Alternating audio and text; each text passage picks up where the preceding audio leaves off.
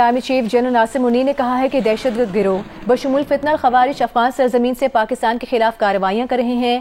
بنو حملے میں ملوث دہشت گردوں کو بہادر جوانوں نے فوری طور پر انجام تک پہنچا دیا۔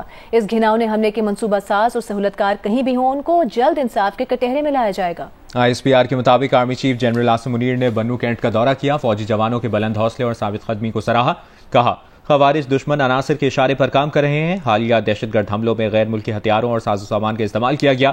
آرمی چیف نے بنو حملے میں شہید معصوم شہریوں کے گھر والوں سے گہرے افسوس اور تعزیت کا اظہار کیا۔ کہا خواتین، بچوں، بزرگوں سمیت معصوم شہریوں کو نشانہ بنانا اسلام دشمن خوارج کے اصل عزائم کو بے نقاب کرتا ہے۔ مسلح افواج پاکستان کے عوام کی حفاظت اور سلامتی یقینی بنانے کے لیے کوئی کسر اٹھا نہیں رکھے گی۔ آرمی چیف نے CMH بنو کا دورہ بھی کیا۔ 4 مارچ کو خوارج کے ناکام حملے میں زخمی جوانوں کی خیریت دریافت کی، ان کی ہمت اور غیر متزلزل عزم کو سراہا۔ بنو کینٹ آمد پر آرمی چیف کو جاری آپریشنز اور علاقے کی مجموعی سیکیورٹی صورتحال پر بریفنگ دی گئی۔ آرمی چیف نے کہا کہ پاک فوج ریاست کی سلامتی اور استحکام یقینی بنانے کے لیے دہشت گردی کے خلاف ڈھال بنی رہے گی۔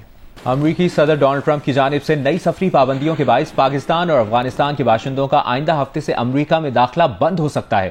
برطانوی خبر ایجنسی کے مطابق امریکی انتظامیہ مختلف ملکوں میں سیکیورٹی اور جانچ پڑتال کے نظام کا جائزہ لے رہی ہے۔ اس نظر ثانی کے نتیجے میں مختلف ملکوں سے آنے والوں کا امریکہ میں داخلہ بند ہو سکتا ہے۔ امریکی صدر کی طرف سے 20 جنوری کو ایک ایگزیکٹو آرڈر جاری کیا گیا تھا، جس میں امریکی سلامتی کو خطرات کی نشاندہی کے لیے امریکہ آنے والوں کی سخت جانچ پڑتال کو ضروری قرار دیا گیا تھا۔ ٹرمپ نے کابینہ اراکین کو ہدایت کی تھی کہ کمزور اور ناقص جانچ پڑتال والے ممالک کی فہرست فراہم کی جائے، جن پر جزوی یا مکمل پابندی کا اطلاق کیا جانا چاہیے۔ خبر ایجنسی نے ذرائع کے حوالے سے بتایا ہے کہ افغانستان اور پاکستان پر مکمل سفری پابندی کی تجویز دی جا سکتی ہے۔ نئی پابندیوں سے وہ ہزاروں افغان بھی متاثر ہو سکتے ہیں جنہیں امریکہ میں بسانے کے لیے کلیئرنس مل چکی ہے۔ طالبان کے انتقام کے ڈر سے امریکی فوج کے ساتھ کام کرنے والے افغان باشندوں کو پناہ گزین یا خصوصی ویزے پر امریکہ میں بسانے کا فیصلہ ہوا تھا۔ دوسری جانب ترجمان دفتر خارجہ کا کہنا ہے کہ پاکستانیوں اور افغانوں پر امریکہ کی سفری پابندیوں پر معلومات نہیں ہیں۔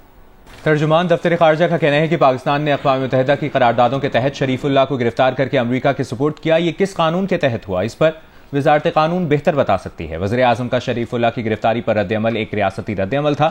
علاقائی امن و استحکام کے لیے امریکہ کے ساتھ قریبی شراکت داری جاری رکھیں گے۔ نائب وزیر اعظم اسحاق ڈار اور مشیر امریکی قومی سلامتی مائیکل والز کی ٹیلی فونک گفتگو میں افغانستان میں رہ جانے والے جدید امریکی اسلحے پر بھی بات چیت کی گئی۔ امریکہ افغانستان میں چھوڑے گئے ہتھیار واپس لیتا ہے تو خطے میں سیکیورٹی صورتحال بہتر ہوگی۔ ترجمان دفتر خارجہ نے یہ بھی کہا کہ افغان سائیڈ نے پاک افغان سرحد پر پاکستان کی طرف 2 سرحدی چوکیوں کی تعمیر کی کوشش کی۔ منع کرنے پر انہوں نے پاکستان کی جانب فائرنگ بھی کی۔ ان افغان سرگرمیوں کا نتیجہ پاک افغان سرحد کی بندش میں نکلا ہے۔ افغانستان کی جانب سے داعش کے پاکستان میں کیمپوں کے الزامات کی مذمت کرتے ہیں اور ایسے الزامات کو سختی سے مسترد کرتے ہیں۔ پاکستان نے امریکہ کو مطلوب دہشت گرد شریف اللہ کو پاک افغان سرحد سے گرفتار کر کے امریکہ کے حوالے کیا ہے۔ اس کارروائی پر صدر ٹرمپ نے پاکستان کا شکریہ بھی ادا کیا ہے۔ اس سارے معاملے پر بات کرتے ہیں امریکی صحافی جو آر ٹیبٹ سے، جو کہ واشنگٹن سے ہمارے ساتھ موجود ہیں۔ Mr. Tabit, thank you so much for your time. So tell us, how significant is Sharifullah's arrest in the context of Pak-US relations, and could it bring any changes in the nature of ties and cooperation between the two countries? If yes, how deep or broad could these relations become in the future? If we summarize everything we have seen over the last 2 days, we can say clearly that the Trump administration wants a new start. And now Pakistan is being admitted as a real partner in countering terrorism. That's what I started to hear from senior officials either at the White House or other government agencies. When President Trump a few days ago mentioned that he wants to take back all the ammunitions, all the military equipments, American military equipments that was left behind in Afghanistan, 70,000 equipments. He wants them back. There is only one country who could help President Trump retaking these weaponry, these ammunition from Afghanistan, is Pakistan. The Trump administration has an open agenda with Pakistan to work with Pakistan on multiple tasks, either Afghanistan, either countering terrorism. And also we have to mention that Trump is highly interested in China. He wants to compete with China, and who knows, maybe Pakistan could play a major role in helping the United States compete with China, and also to resolve the issues, the many issues in Indian Ocean or the Pacific Ocean, and also with many Asian countries. A lot of people within the Trump administration believe that Pakistan has zero tolerance policy towards terrorism. And also they believe that Pakistan has never been a safe haven for terrorism. If we link the dots, we are seeing a good trend towards a good relation. If Trump sees any opportunity to make deals with Pakistan in regards to its economic ties with China, I can be sure that he will do it. Thank you so much, Mr. Jawad Abbott, for speaking to Geo News. برطانیہ میں پہلی بار شاہی خاندان کی رہائش گاہ Windsor castle میں افتتاح کا اہتمام کیا گیا اور کاسل کی 1000 سال کی تاریخ میں پہلی بار وہاں اذان کی صدا بلند ہوئی. اس حوالے سے تفصیل بتا رہے ہیں لندن سے سعید نیازی. مسلمان روزے کیوں رکھتے ہیں اور افطار کیسے کیا جاتا ہے؟ اس بات سے مقامی کمیونٹی کو آگاہ کرنے کے لیے رمضان ٹینٹ پروجیکٹ کے زیر اہتمام برطانیہ کی تاریخ میں پہلی مرتبہ کسی شاہی خاندان کی رہائش گاہ پر افطار پارٹی کا انعقاد کیا گیا.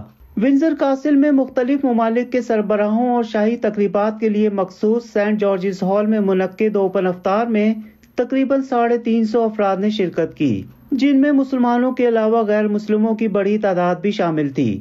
اس موقع پر کاسل کی 1000 سالہ تاریخ میں پہلی مرتبہ مغرب کی اذان کی صدا بلند ہوئی تو سب نے مل کر روزہ افطار کیا.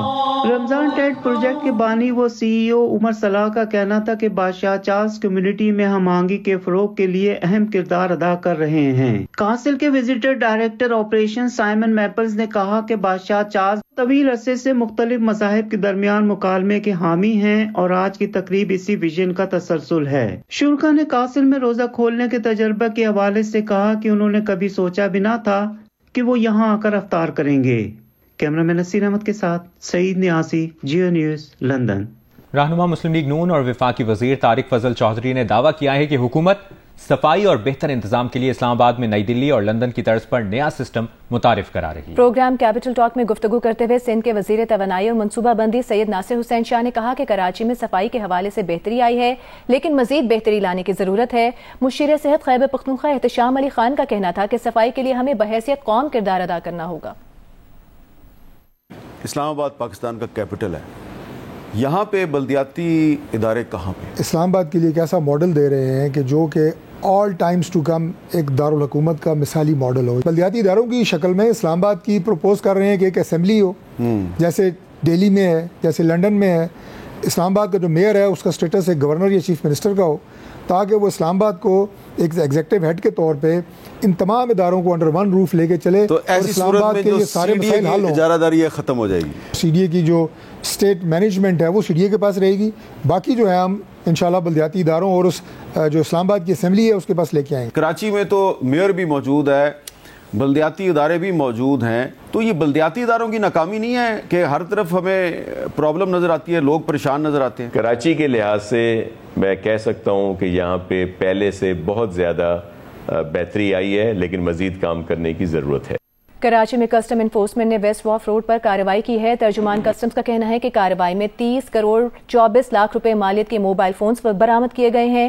3 کروڑ مالیت کے لیکوڈ فلیور بھی برآمد کیا گیا. برآمد سامان تحویل میں لے کر کسٹم ایکٹ کے تحت مقدمہ درج کر لیا گیا ہے. سپر بیکٹیریا کے خلاف جنگ میں بڑی کامیابی. سائنسدانوں نے انسان کے اپنے ہی مدافعتی نظام کا ایک نیا حصہ دریافت کیا ہے جو ممکنہ طور پر قدرتی اینٹی بائیوٹکس کا خزانہ ثابت ہو سکتا ہے. برطانوی میڈیا کے مطابق انسانی خلیوں کے اندر ایک ایسا نظام ہے جو بیکٹیریا کو مارنے والے کیمیائی مادے خارج کرنے کی خفیہ صلاحیت رکھتا ہے. یعنی ہمارے جسم کا ایک ایک خلیہ سپر انفیکشن سے لڑنے کی صلاحیت رکھتا ہے. یہ دریافت اینٹی بائیوٹکس کی تلاش کے لیے بھی ایک نیا دروازہ کھولتی ہے جو ان طاقتور جراثیم کے خلاف مؤثر ہو سکتے ہیں جو موجودہ ادویات کے خلاف مزاحمت پیدا کر چکے. Special Olympics world winter games میں شرکت کے لیے لاہور کا دستہ ابوظہبی کے لیے روانہ ہو گیا. اسلام آباد اور کراچی سے بھی کھلاڑی اور آفیشلز ابوظہبی میں اکٹھے ہوں گے جہاں سے وہ اٹلی روانہ ہوں گے. اسپیشل اولمپکس کا 25 رکنی دستہ 8 مارچ سے ٹیورین اٹلی میں شروع ہونے والے special Olympics world winter games میں شرکت کرے گا۔ 15 مارچ تک جاری رہنے والے گیمز کے لیے قومی دستے میں کھلاڑی، کوچز، آفیشل، طبی عملہ اور ینگ گلوبل لیڈرز شامل ہیں۔ پاکستان کے کھلاڑی سنو شوئنگ اور کراس کنٹری اسکیئنگ کے مقابلوں میں حصہ لیں گے۔ گیمز میں 93 سے زائد ممالک کے 1500 سے زائد مرد اور خواتین ایتھلیٹ شرکت کریں گے، جبکہ تقریباً 2000 رضاکار ان کی معاونت کریں گے۔ اسپیشل اولمپکس پاکستان کے کوچ عرفان علی کا کہنا ہے کہ گیمز کے لیے 2 سال سے تیاری کر رہے ہیں۔ امید ہے کہ ورلڈ ونٹر گیمز میں پاکستان کے دستے کی کارکردگی اچھی ہوگی۔